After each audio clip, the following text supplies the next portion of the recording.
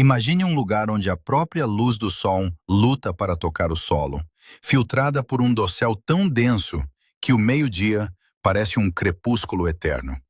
Aqui, cada centímetro de casca de carvalho é um jardim vertical. Musgos de um verde elétrico descem dos galhos como mantos de veludo, e samambaias crescem nos troncos a 10 metros de altura, bebendo a umidade diretamente do ar saturado. Este não é o Amazonas, nem as selvas da Indonésia. Estamos no coração das Ilhas Britânicas, ou melhor, no que resta delas. Por 1000 anos, o Reino Unido destruiu silenciosamente um dos ecossistemas mais raros do planeta. Quase ninguém percebeu. Quase ninguém sabia que ele sequer tinha existido ali. A paisagem britânica, celebrada em cartões postais como um mosaico de campos verdes e pastagens bucólicas, é, na verdade, o local de um crime ecológico milenar. Até o ano de 2022, o sistema de conservação britânico evitava um número que uma família na Cornualha ajudou a trazer à superfície. Cerca de 20% das ilhas britânicas poderiam ter sido cobertas por florestas temperadas úmidas. Um ecossistema que levou milênios para se organizar, espécie por espécie, líquen por líquen. Hoje, resta menos de 1%. O que sobrou foi cortado para fornecer madeira para navios, abrir espaço para o gado ou sustentar fazendas marginais que o governo britânico ainda subsidia em até 90% de seu custo operacional. Enquanto o público olhava para o exterior, lamentando o desmatamento nos trópicos, a maior joia biológica da Grã-Bretanha estava morrendo de fome, sufocada por ovelhas e pela indiferença. Em um vale na borda sul de Bodmin Moor, uma única família passou décadas observando o que restava dessa floresta morrer lentamente. Até que eles decidiram parar de observar. O que aconteceu em seguida é a história que as autoridades de conservação passaram décadas insistindo ser impossível. Para entender o que estava sendo perdido em Kabila, você precisa aceitar que quase ninguém no país sabia da existência dessa categoria de habitat. A floresta temperada úmida é uma anomalia global. Apenas 1% da superfície da Terra possui as condições climáticas exatas para sustentá-la. Chuvas intensas, umidade persistente e uma variação de temperatura anual extremamente baixa. É a mistura precisa de frio e umidade que permite que musgos, hepáticas e líquenes cresçam não apenas no chão, mas em cada rocha, cada superfície vertical e cada galho que permaneça imóvel por tempo suficiente. A Grã-Bretanha possui todas essas condições ao longo de sua costa ocidental, da Cornualha até as terras altas da Escócia. O país tem, de fato, mais potencial para florestas temperadas úmidas do que quase qualquer outra nação na Europa. O que ele não tem é a floresta em si. Os mapas que mostram o que resta parecem poeira espalhada pela borda oeste do mapa. Fragmentos minúsculos. Bolsões desconectados. Esta é a história de como um ecossistema de importância internacional foi reduzido a uma nota de rodapé histórica e como, contra todas as previsões oficiais, ele começou a lutar para voltar à vida no momento em que as pressões artificiais foram removidas. Não se trata apenas de plantar árvores. Trata-se de permitir que um mundo antigo, que estava esperando nas sementes sob o solo, finalmente desperte. O que você verá a seguir é o colapso de um mito de 1000 anos e o nascimento de um novo modelo de restauração que está forçando o governo a reescrever seus manuais. Kabila é um nome que ressoa através dos séculos com o peso da permanência. No livro do Juízo Final, encomendado por Guilherme o Conquistador em 1086, consta uma fazenda neste vale chamada Carbulha, que se traduz aproximadamente como a terra do manto de lã. Ela tem sido ocupada continuamente por mais de 900 anos. No entanto, pesquisadores que trabalharam com a família Humbury-Tennyson estabeleceram que as árvores no local estão lá há muito mais tempo do que qualquer registro humano.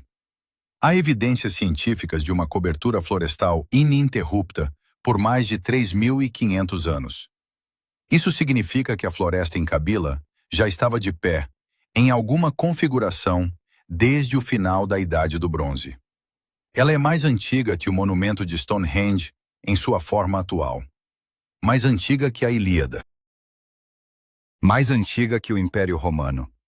Para visualizar o que foi perdido, precisamos olhar para além da paisagem vazia e simplificada de hoje. No seu auge, este ecossistema era uma explosão de vida tridimensional. Não era apenas uma coleção de árvores, mas uma infraestrutura biológica de complexidade vertiginosa. Imagine carvalhos alvarinhos e carvalhos robles, cujos galhos não eram apenas madeira, mas substratos para centenas de outras formas de vida. Líquenes raros, que exigem um ar de pureza absoluta, cobriam cada centímetro da casca. Samambaias polipódio brotavam das fendas nos troncos, criando jardins suspensos a 10 metros de altura, onde o solo parecia uma lembrança distante. Sob o dossel, a umidade era tão alta e constante que a evapotranspiração das plantas criava sua própria névoa interna. Um microclima onde a distinção entre a terra, a árvore e o ar era borrada pela presença onipresente da água. A destruição desse mundo não foi um evento catastrófico único, mas uma erosão sistemática, fria e burocrática. Não houve um vilão central, mas uma sucessão de decisões econômicas que pareciam razoáveis isoladamente. Primeiro, veio a demanda insaciável por madeira para a construção naval.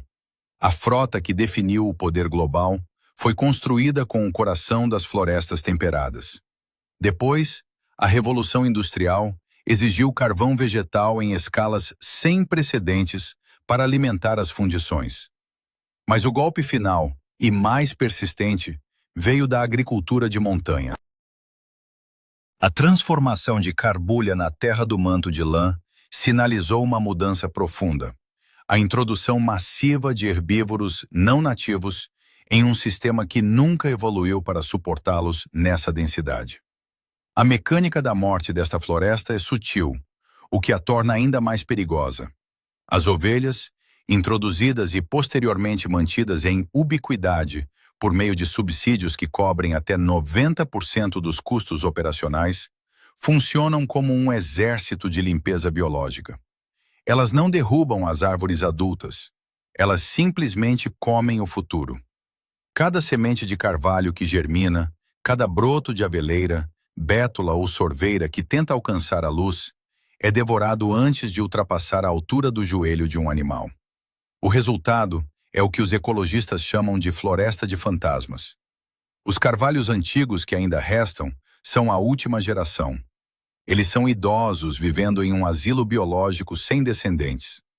Sem intervenção, eles completarão seus ciclos de vida naturais, e a floresta desaparecerá com eles, por puro esgotamento geracional. As consequências ocultas dessa perda formam uma reação em cadeia que a maioria das pessoas não conecta à causa original. Sem as raízes profundas e a estrutura complexa da floresta pluvial, a capacidade do solo de reter água foi dizimada. A água da chuva, que antes era filtrada e liberada lentamente pelos musgos e pelo solo esponjoso, agora corre sem obstáculos pelas encostas nuas, carregando sedimentos preciosos para os rios e aumentando drasticamente o risco de inundações em comunidades situadas nos vales. Espécies que dependiam desse microclima específico, como o morcego ferradura grande, viram seu habitat encolher para fragmentos isolados e moribundos. O custo econômico disso é um paradoxo doloroso. O público tem financiado a destruição de seu próprio patrimônio natural através de um sistema que incentiva a manutenção de terras em um estado de degradação permanente. Em termos práticos, a sociedade paga para garantir que a floresta não consiga retornar. A armadilha estava armada. As soluções habituais de conservação focavam em plantar árvores em fileiras retas, como se fossem plantações comerciais, ignorando que uma floresta temperada úmida é um processo biológico que requer tempo, umidade e a ausência absoluta de pressão de pastoreio. No final do século XX, o sentimento geral era de que nada podia ser mudado. O sistema estava bloqueado, e as últimas relíquias desse ecossistema estavam em um estado de declínio tão avançado que nem mesmo os cientistas acreditavam que a saída era possível. O destino parecia selado. O desaparecimento total de um mundo que a Grã-Bretanha nem sabia que possuía.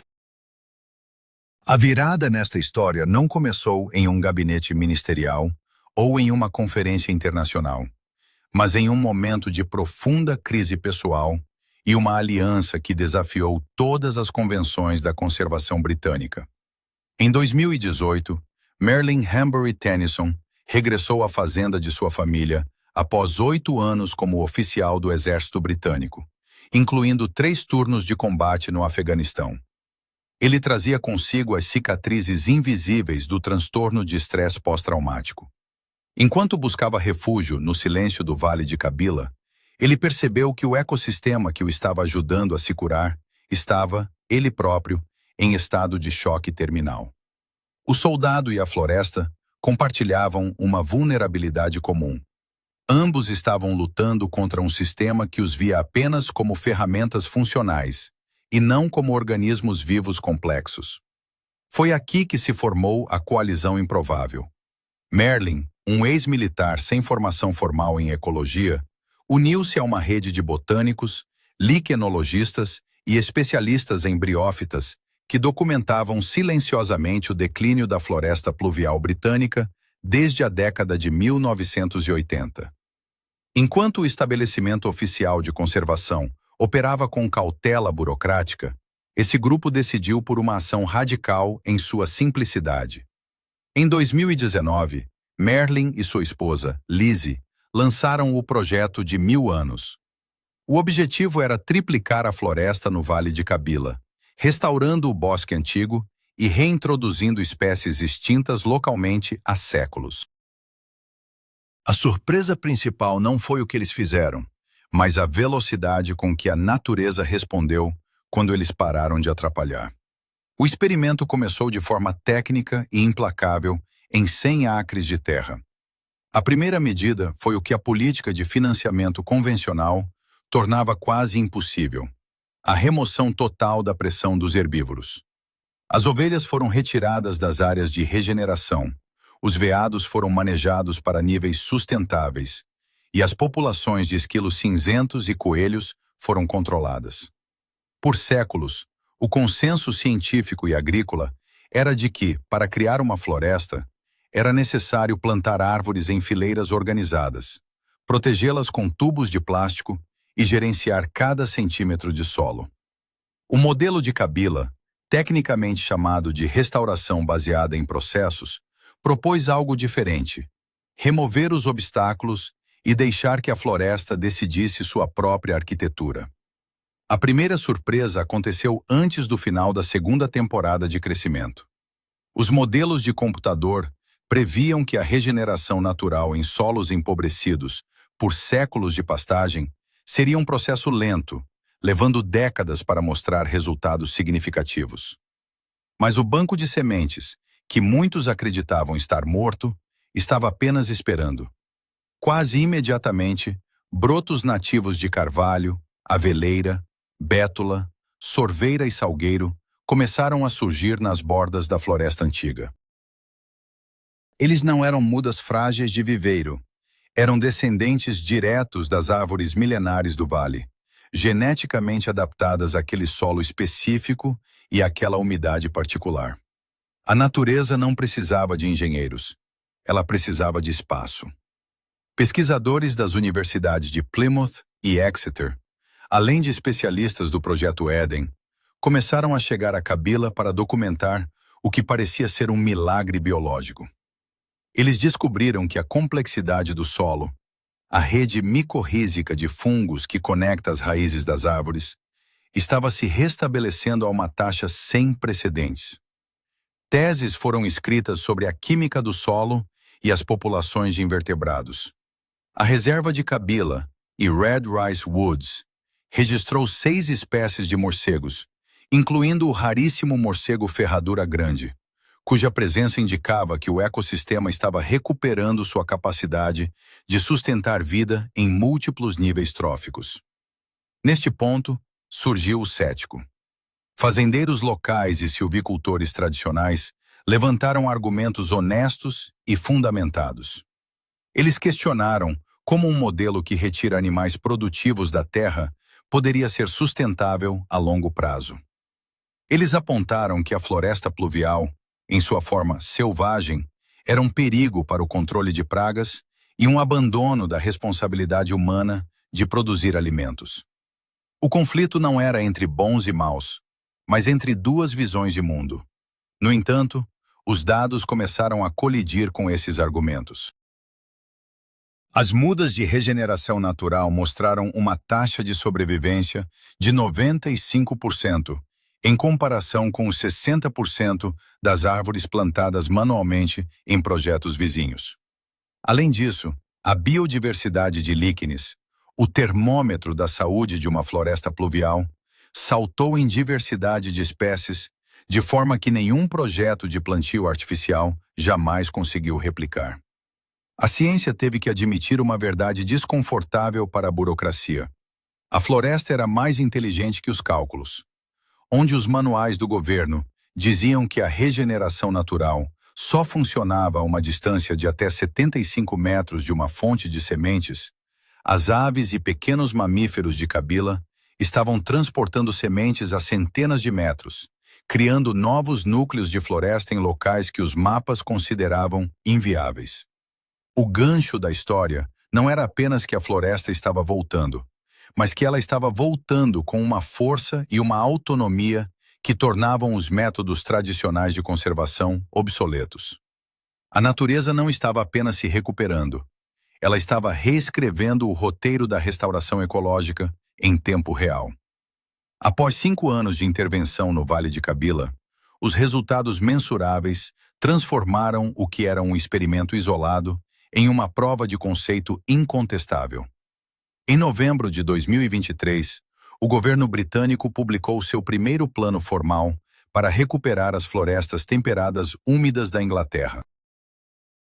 O documento reconheceu oficialmente a existência de 18 mil hectares remanescentes e admitiu sua importância internacional para a biodiversidade. Apenas meia década antes, o Estado sequer utilizava o termo floresta pluvial para descrever seu território. A meta agora é triplicar essa área, um objetivo que ecoa diretamente a ambição lançada pela família Hambury-Tennyson em sua fazenda de 40 hectares. Os números revelam uma recuperação que desafia a lógica linear da silvicultura tradicional. Onde os modelos previam décadas para o restabelecimento da fauna, os biólogos registraram, já no 5º ano, a presença consolidada de 6 espécies de morcegos, incluindo o raro morcego ferradura grande, e um aumento exponencial na diversidade de fungos micorrízicos, que agora conectam as raízes das árvores por quilômetros de rede subterrânea. A natureza não apenas atendeu às expectativas, ela as atropelou, provando que a resiliência biológica é um motor muito mais potente do que qualquer cronograma burocrático. Os benefícios invisíveis do efeito esponja. Além da biodiversidade, a restauração da floresta em Kabila revelou bônus econômicos e logísticos que ninguém havia planejado inicialmente. Regulação hidrológica. A estrutura do solo da floresta pluvial, agora rica em matéria orgânica e musgos, atua como uma esponja gigante. Durante as chuvas intensas da Cornualha, o vale retém milhões de litros de água que antes escorreriam diretamente para os rios, reduzindo drasticamente o risco de enchentes nas aldeias vizinhas. Investimento estratégico. Em 2023, o setor privado despertou. Uma gigante do setor de seguros anunciou uma parceria de 38 milhões de libras, o maior investimento corporativo na natureza na história britânica, para restaurar florestas temperadas úmidas em todas as ilhas britânicas. O capital percebeu que restaurar ecossistemas é, na verdade, uma forma de gerir riscos climáticos e financeiros. Novas economias. O modelo de Kabila gerou um novo tipo de turismo ecológico e oportunidades de pesquisa que sustentam empregos locais mais estáveis do que os subsídios agrícolas flutuantes. O preço da transformação e a questão humana. No entanto, nenhuma restauração dessa escala ocorre sem atritos. É necessário ter uma conversa honesta sobre quem paga o preço dessa mudança. Nas terras altas da Grã-Bretanha, gerações de famílias de pastores construíram suas identidades e meios de subsistência sobre o sistema de criação de ovinos. Para muitos desses agricultores, a renaturalização soa como um novo tipo de expulsão, um apagamento de sua cultura e de seu papel como produtores de alimentos. O ceticismo desses trabalhadores não é fruto de ignorância, mas de uma pergunta justa: onde cabemos neste novo mundo? A família Hambury Tennyson pôde remover as ovelhas porque é dona da terra, mas os pequenos produtores de arrendamento não têm essa autonomia financeira. A tensão entre a urgência ecológica e a justiça social para as comunidades rurais é a contradição que permanece sem resolução total. O sucesso de Kabila só poderá ser escalado se o modelo de parceria for genuíno, apoiando a agrofloresta e o pastoreio de baixo impacto, em vez de simplesmente esvaziar o campo. Uma mudança de paradigma global. A experiência deste pequeno vale na Cornualha está mudando a forma como o mundo pensa sobre a restauração da natureza. O modelo de parar de lutar contra a terra está sendo adotado por grandes organizações como a Fundação para a Proteção de Aves e o Fundo Nacional. Eles aprenderam que a intervenção mais barata e rápida não é um programa governamental de cima para baixo carregado de créditos de carbono, mas sim a remoção deliberada das barreiras e o respeito aos processos naturais. O que começou em Kabila expandiu-se para o projeto Floresta Pluvial de Cornwall, que agora busca conectar fragmentos florestais por todo o condado. A lição é clara. Não estamos apenas plantando árvores. Estamos devolvendo a soberania biológica a um ecossistema que foi mantido em cativeiro por 1000 anos. Para concluir, precisamos voltar àquela imagem inicial do manto verde de musgos e samambaias. Por 10 séculos, a Grã-Bretanha esqueceu que era um arquipélago de florestas pluviais. O progresso foi medido pelo quanto podíamos domar, cortar e pastorear. Mas o que Kabila provou em apenas 5 anos é que o passado não precisa ser o nosso destino. Se 20% das ilhas britânicas têm o clima para sustentar essas catedrais de biodiversidade, então temos a oportunidade de realizar um dos maiores atos de reparação histórica do nosso tempo. O carvalho não precisa de um manual de instruções para saber como crescer. Ele só precisa que paremos de comê-lo. As sementes estão lá. A umidade está lá. O conhecimento técnico agora existe. A única questão que resta é se teremos a coragem política de permitir que a paisagem se lembre de quem ela realmente é. A floresta está fazendo o resto.